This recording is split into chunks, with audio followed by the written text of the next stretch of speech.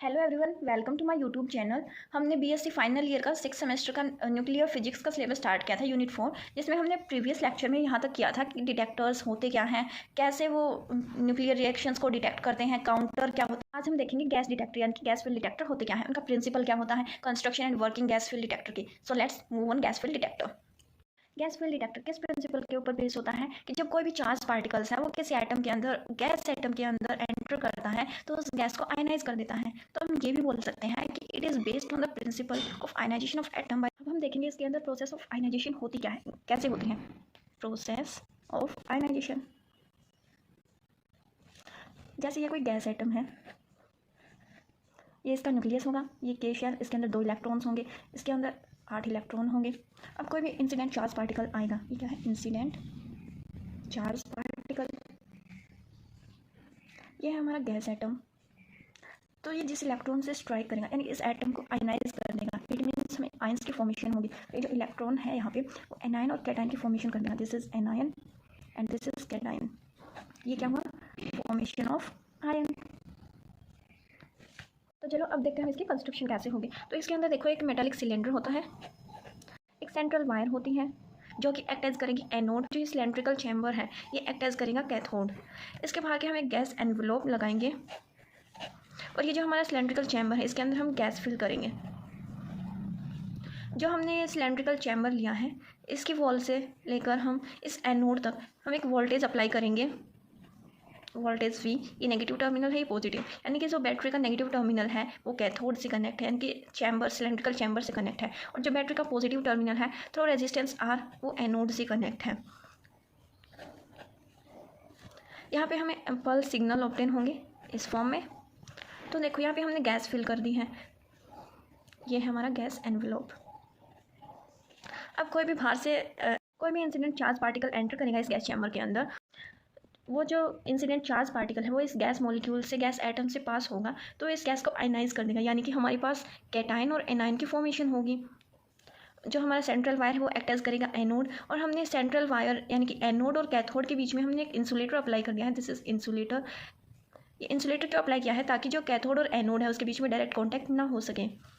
हमने external voltage V apply कर दी है ताकि इलेक्ट्रिक फील्ड सेटअप हो सके। ये हमारी इसकी कंस्ट्रक्शन थी। हम इसका दूसरा डायग्राम ऐसे भी बना सकते हैं। ये हमारा सिलेंड्रिकल चैम्बर यानी कि मेटालिक होगा ये, तो इसको हम बोल सकते हैं मेटालिक सिलेंडर या मेटालिक सिलेंड्रिकल चैम्बर, जो कि एक्ट एज करेगा कैथोड। ये हमारी सेंट्रल वायर है, this is central metallic wire. Mostly हम इसको टंगस्टन वायर लेते हैं, जो सेंट्रल वायर है इसको, और ये एक्ट एज करेगी एनोड।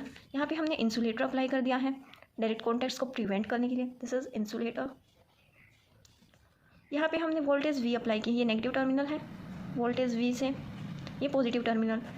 सेंट्रल वायर यानी एनोड से हमने कनेक्ट किया through resistance R।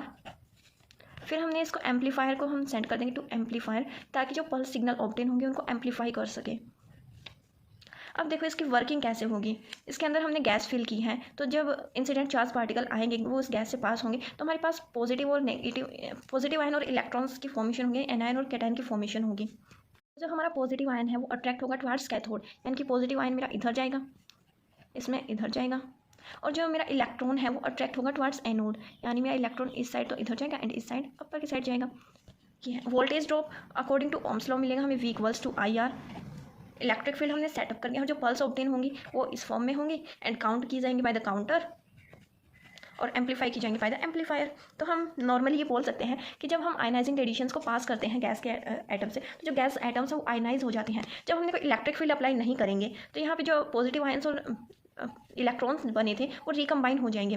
That's why recombination को प्रिवेंट करने के लिए हमने इलेक्ट्रिक फील्ड सेटअप किया है। इलेक्ट्रिक फील्ड सेटअप करने की वजह से जो इलेक्ट्रॉन है वो ड्रिफ्ट करेंगे टुवर्ड्स एनोड एंड जो पॉजिटिव आयंस है वो ड्रिफ्ट करेंगे टुवर्ड्स कैथोड, और अक्रॉस R हमें पल्स सिग्नल ऑब्टेन होंगे जिनको हम डिटेक्ट कर सकते हैं इलेक्ट्रॉनिक सिस्टम्स को यूज़ करके। अब हम देखेंगे variation of ionisation current with applied voltage. Variation of current with applied voltage. इसके अंदर हमारे पास मेनली 6 रीजन्स आते हैं। यहाँ पे हम लेंगे आयनाइजेशन करंट, या फिर हम ये बोल सकते हैं पल्स हाइट। यहाँ पे लेंगे हम अप्लाइड वोल्टेज।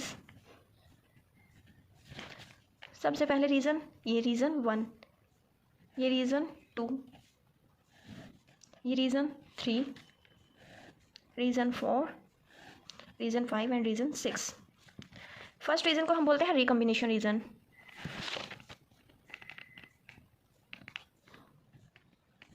सेकेंड रीज़न को हम बोलते हैं आयनाइजेशन चैम्बर, या फिर हम बोल सकते हैं सैचुरेशन रीज़न। थर्ड रीज़न होता है प्रोपोर्शनैलिटी रीज़न। फोर्थ होता है reason of limited proportionality. Fifth reason होता है हमारे पास जीएम रीज़न एंड सिक्स्थ होता है कॉन्टिन्यूस डिस्चार्ज रीज़न। अब देखो हम यहाँ पे ग्राफ प्लॉट करेंगे अल्फा रे के लिए और बीटा रे के लिए।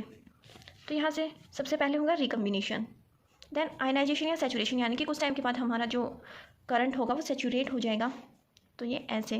देन प्रोपोर्शनैलिटी रीज़न, यानी जैसे जैसे हमारे आयन पेयर इंक्रीज़ होंगे करंट रैपिडली इंक्रीज़ होगा, तो ये ऐसे प्रोपोर्शनल हो गया। अब reason of limited proportionality and then GM counter से, और देन ये कंटिन्यूस डिस्चार्ज में। ये था हमारा अल्फा रे के लिए।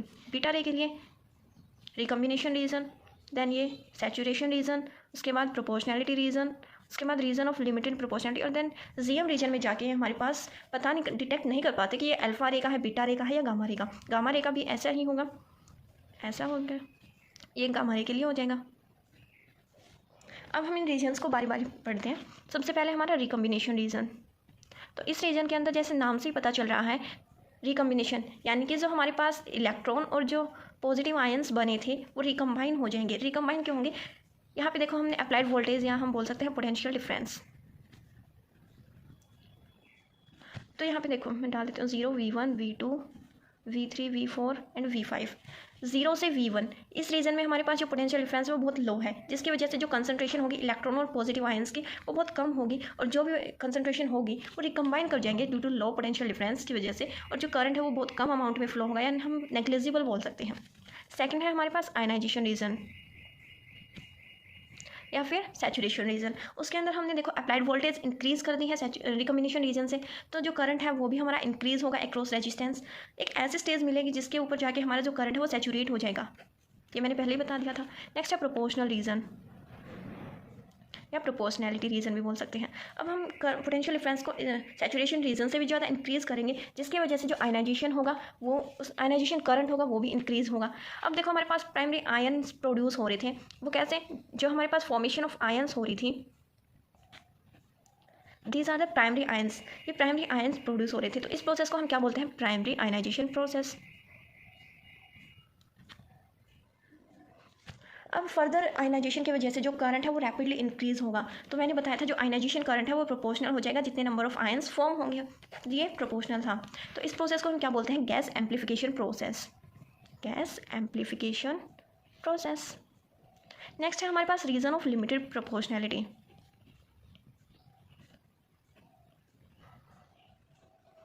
इसके अंदर क्या है, जो हमारा प्राइमरी आयंस तो प्रोड्यूस हो गए, अब हमने वोल्टेज और इंक्रीज़ कर दी, तो जो हमारा आयनाइजेशन करंट था वो अब सिर्फ प्राइमरी आयनाइजेशन के ऊपर डिपेंड नहीं करेगा, कंप्लीटली डिपेंड नहीं करेगा, कुछ पोर्शन डिपेंड करेगा प्राइमरी आयनाइजेशन पे, पर हम ये नहीं बोलेंगे कि वो टोटली प्राइमरी आयनाइजेशन के ऊपर डिपेंड कर रहा है, क्योंकि इस इतनी ज़्यादा वोल्टेज इंक्रीज़ हो चुकी है कि सेकेंडरी आयनाइजेशन अक्कर होगी। सेकेंडरी आयनाइजेशन इस रीजन से स्टार्ट हो जाएगी। नेक्स्ट है हमारे पास जीएम रीजन, या फिर हम जिसको गीगर म्यूलर रीजन भी बोल सकते हैं। इसमें हमने पोटेंशियल डिफरेंस और इंक्रीज़ कर दिया है, जिसकी वजह से जो आयनाइजेशन करंट है वो और ज़्यादा इंक्रीज़ होगा, लेकिन वो अब लीनियरली इंक्रीज़ नहीं करेगा। सेकेंडरी आयनाइजेशन की वजह से हमारे पास ज़्यादा इलेक्ट्रॉन और पॉजिटिव आयंस की फॉर्मेशन होगी, जिसको हम एवलांची मल्टीप्लिकेशन बोलते हैं। एवलांची मल्टीप्लिकेशन अक्कर होगी in this region. Next region है हमारे पास कॉन्टिन्यूस डिस्चार्ज रीजन।